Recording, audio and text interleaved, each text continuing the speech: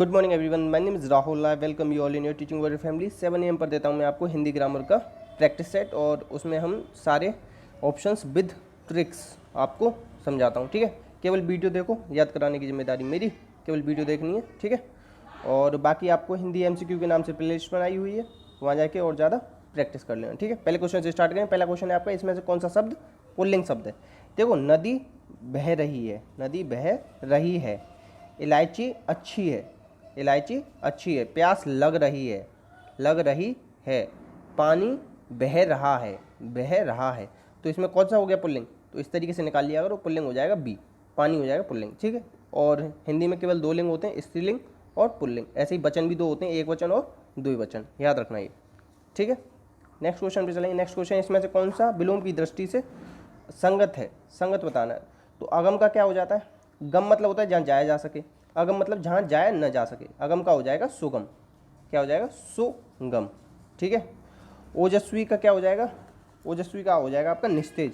जिसमें ओज है तो उसका हो जाएगा उल्टा निस्तेज। ठीक है, ईश का क्या हो जाएगा? ईश का हो जाएगा निंदा। क्या हो जाएगा? निंदा।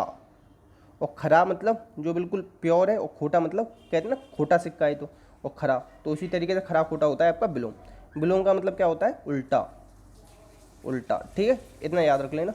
नेक्स्ट क्वेश्चन पे चलते हैं। सुख चैन में कौन सा समास है? सुख और चैन, तो जहाँ पे और का लोप हो जाए, यहाँ पे और का लोप हो जाए, या बीच में ये हल्का सा हाइपन का निशान आ रहा है ना, इसे योजक चिन्ह कहते हैं। क्या कहते हैं इसे? योजक चिन्ह। तो जहाँ पे योजक चिन्ह आ जाए तो वहाँ पे कौन सा समास होगा? वहाँ समास होगा आपका द्वंद्व समास। कौन सा? द्वंद्व समास। ठीक है, द्वंद्व समास में आपके दोनों पद प्रदान होते हैं, और द्वंद्व इस तरीके से लिखते हैं, लिखना सीख लो। द्वंद्व शुद्ध इस तरीके से लिखते हैं, शुद्ध लिखना आया हो कई बार, और दोनों पद प्रदान होते हैं। और कर्मधारय समास में क्या होता है? विशेषण विशेष्य होते हैं। क्या होता है? विशेषण विशेष्य।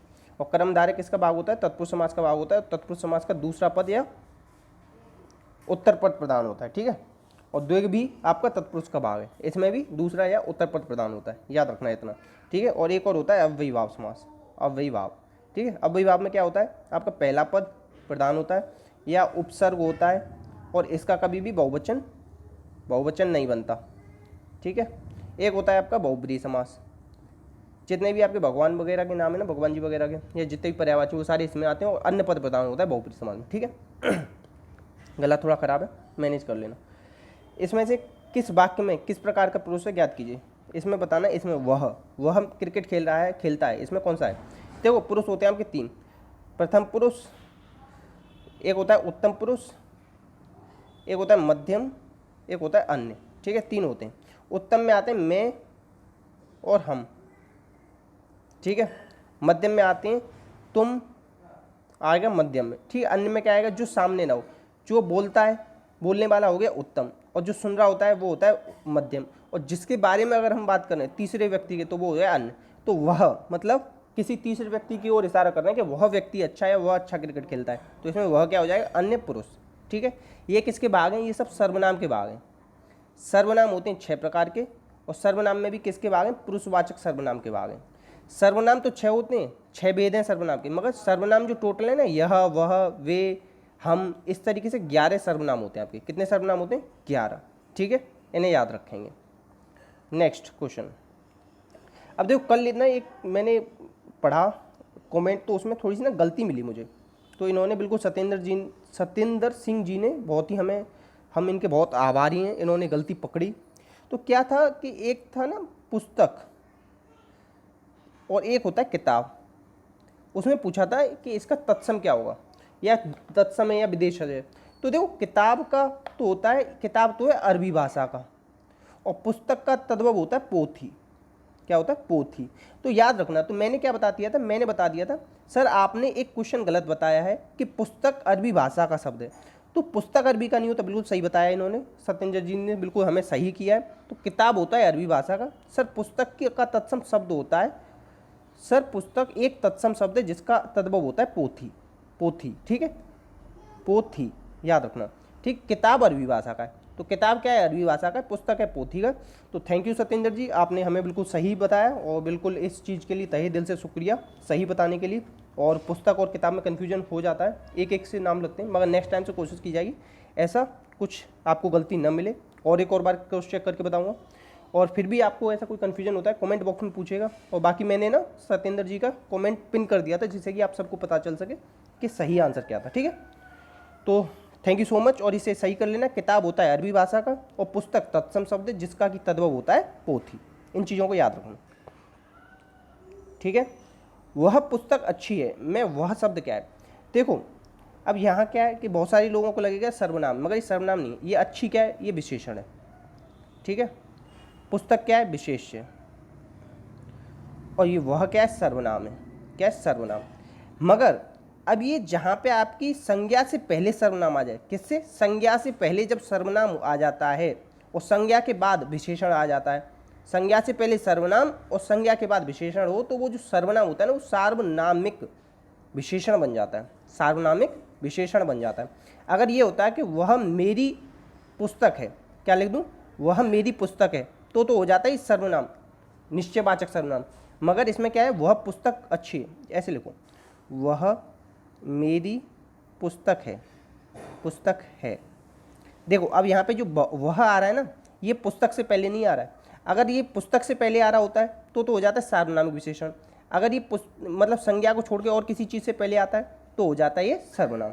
तो इसमें क्या है, वह किसकी विशेषता बताएगा, पुस्तक की। पुस्तक से पहले आ रहा है या संज्ञा से पहले जब भी सर्वनाम आए तो आप उसे सार्वनामिक विशेषण करे आना। ठीक है, क्या करे आना, सार्वनामिक विशेषण। और निश्चित गुणवाचक विशेषण कुछ भी आपका होता नहीं। तो इसका आंसर क्या हो जाए, सार्वनामिक विशेषण। बाकी कमेंट बॉक्स में पूछ लेना अगर कन्फ्यूजन होता है तो। ठीक है, और मैं क्या बता सकता हूँ, आपको बता सकता हूँ कि विशेषण, विशेषण वो होते हैं जो विशेषता बताते हैं संज्ञा सर्वनाम की। ठीक है, 4 प्रकार के होते हैं, संख्यावाचक, गुणवाचक, सार्वनामिक विशेषण और परिमाणवाचक। याद रखना। ठीक है, इतना याद रख लेना। नेक्स्ट, इंसानियत शब्द में प्रत्यय क्या है, इंसान, इंसान प्लस ईयत, इंसानियत। प्रत्यय कहाँ लगते हैं, आपके पीछे लगते हैं। क्या होते हैं, आपके शब्दांश होते हैं, शब्द नहीं होते पूरे, शब्दांश होते हैं। ठीक है, और ये भी आता है शब्द के अंत में लगते हैं, पीछे भी कह देता है, कभी कभी अंत कह देता है। ठीक है, तो इसमें क्या हो जाए, ईयत हो जाएगा। ठीक है, याद रखना ये। और प्रत्यय कितने प्रकार के, तो 2 प्रकार के होते हैं, कृत और तद्धित। कृत प्रत्यय भी पूछ लेता है कितने प्रकार के होते हैं, तो ये 5 प्रकार के होते हैं। और तद्धित प्रत्यय 8 प्रकार के होते हैं। कृत प्रत्यय क्रिया में लगते हैं, धातु में लगते हैं, और तद्धित प्रत्यय संज्ञा के साथ सर्वनाम में लगते हैं। इतना याद रख लेना, सारी फैक्ट पूछे गए। इसमें से कौन सा विशेषताओं की अशुद्ध बताना है, कौन सा है। ठीक है, अब मैं कुछ चीज़ें बताता हूँ। एक लिख लो, अघोष लिख लो, सघोष लिख दो, और अल्प प्राण और महाप्राण। किसी भी वर्ग का 1, 3, 5 जो होगा, पहला, तीसरा और 5वां वर्ण वो होगा अल्प प्राण। दूसरा चौथा होता है महाप्राण। ठीक है, पहला और दूसरा होता है अघोष, और सघोष होना है तो तीसरा, चौथा, 5वां। ठीक है, याद रखना। अब देखो माँ क्या है, प फ ब ब म, माँ है आपका, ओठ से बोला है, बिल्कुल सही है। अब ये सघोष है कि नहीं, तो ये कौन सा आता है, पहला आता है, तो पहला आता है तो ये हो जाएगा कौन सा। अब देखो प फ ब ब म, ये आता है 5वें नंबर पे, पा वर्ग का 5वां वर्ण है, कौन सा है, 5वां, तो ये सघोष हो जाएगा। मैंने बताया ना सघोष में 5वां आता है, तो सही है ये बिल्कुल। खा, क ख, तो दूसरे नंबर पे आ रहा है। दूसरे नंबर पे क्या बताया मैंने, महाप्राण बताया, बिल्कुल सही है। कंठ से तो बोला ही है, का वर्ग का, सही है। ता, क च ट त, ता आएगा दंत से, किससे आएगा, दंत से। मैंने ऐसे भी बताया था, द न त, दंत बताया था, तो ता बाद में आता है दंत के, तो ये सही है। अब क च ट त मतलब ता वर्ग का पहला वर्ण है, तो पहला वर्ण किस में आता है, अल्पप्राण, सही है। च, क च, तो ये तालब भी बिल्कुल सही है। अब देखो पहला है, कौन सा है, पहला है, तो ये क्या होना चाहिए, ये होना चाहिए अल्प प्राण। क्या होना चाहिए, यहाँ महाप्राण नहीं आएगा, यहाँ आएगा अल्प प्राण, तो इसे याद रखना। बाकी अगर ये वाले 4 चीज़ें आपको याद है ना, तो कोई सा भी क्वेश्चन सही कर लोगे। अघोष होते हैं पहले दूसरे, सघोष होते हैं तीसरे चौथे पाँचवें, अल्प प्राण होते हैं पहले तीसरे पाँचवें, और महाप्राण होते हैं दूसरे चौथे। इस चीज़ को याद रखना, सारे क्वेश्चन सही हो जाएंगे। बाकी कोई कन्फ्यूजन हो तो मुझे पूछ लेना। देखो किसी वाक्य के अंश को हम निम्न में से क्या कहते हैं, किसी वाक्य का जो अंश होता है ना उसे कहेंगे आप पदबंध। क्या कहेंगे, पदबंध। ठीक है, याद रखना। और पदबंध कितने प्रकार के होते हैं ये भी पूछ लेता है, तो पदबंध होते हैं आपके 5 प्रकार के, इतना याद रख लेना। ठीक है, और पदबंध से याद आया कि कोई जब शब्द होता है ना, जैसे मैंने लिखा राम, अभी तो ये शब्द राम घर जाता है, तो यहाँ पे ये राम क्या है, यहाँ पे हो गया ये पद, क्या हो गया यहाँ पद। और पद कई सारी जब मिल जाते हैं ना तो बना देते हैं पद बंद। ठीक है, नेक्स्ट है आपका विद्यालय। विद्यालय शब्द में कौन सी संधि है, विद्या धन आलय, क्या हो जाएगा, विद्या धन आलय, विद्यालय, क्या हो जाएगी आपकी स्वर संधि हो जाएगी। कौन सी हो जाएगी, स्वर। स्वर के भी 5 भाग होते हैं। दीर्घ के गुणों में वृद्धि करने से यण आदि साथ खेलेंगे। तो दीर्घ है, ये बड़ा आ रहा है, बड़ा आ, बड़ी ई, ये सब आती हैं, बड़ा ऊ, तो क्या हो जाती है, दीर्घ स्वर संधि।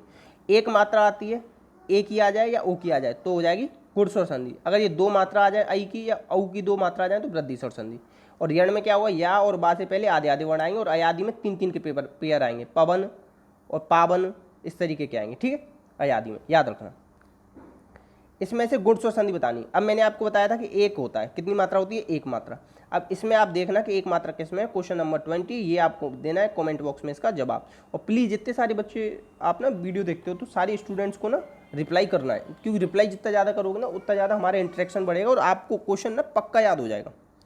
पक्का याद करना है और हमेशा के लिए दिमाग में सेट करना है, तो प्लीज़ आंसर दिया करो। सबसे ना हाथ जोड़कर रिक्वेस्ट है, और लाइक करो या मत करो वीडियो को, मगर प्लीज़ शेयर कर दिया करो। शेयर करने से ना ज़्यादा से ज़्यादा लोगों तक पहुंच जाती वीडियो, तो प्लीज़ इतना तो आप लोग कर ही सकते हैं। मैं आप लोगों से ना ये उम्मीद रखता हूँ कि आप आज सब लोग ना शेयर करेंगे, तो रिक्वेस्ट है आप सबसे कर देना प्लीज़।